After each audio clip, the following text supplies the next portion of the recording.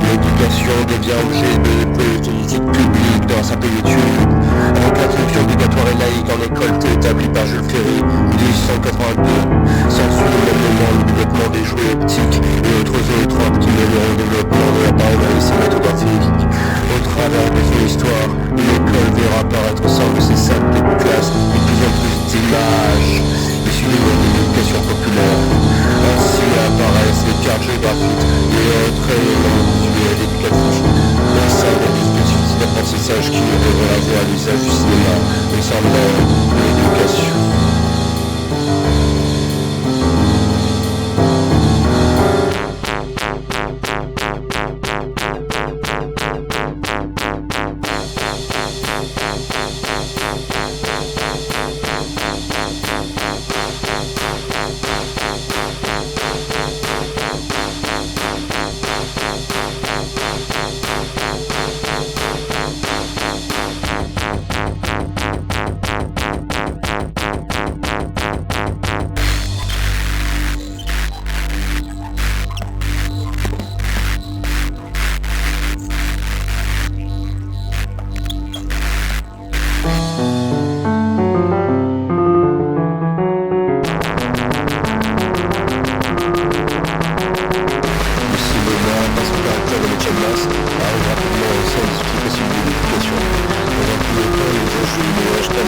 D'un plus grand public simultanément par son caractère d'expérience du groupe.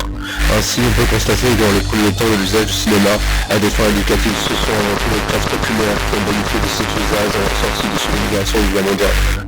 L'éducation par l'image conceptualisée sous le mot d'apprentissage par l'aspect se déroulait pendant le contexte hors temps scolaire, mais pourtant bien dans une école, utilisant le lien de l'apprentissage pour l'ouvrir à un plus grand public.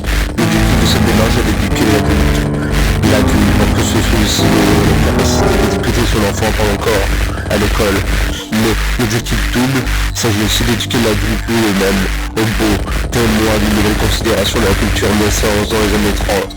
L'usage de l'image cinématographique permettrait par exemple d'éduquer à l'hygiène de vie, les classes populaires étant les principaux occupés par ce métier de celle-ci.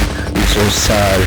Ainsi, des personnalités publiques telles que Jean-Benoît Lévy, à travers des courts-métrages, participent à cette éducation populaire afin de l'éviter comme ce qu'il est appelé les sociaux.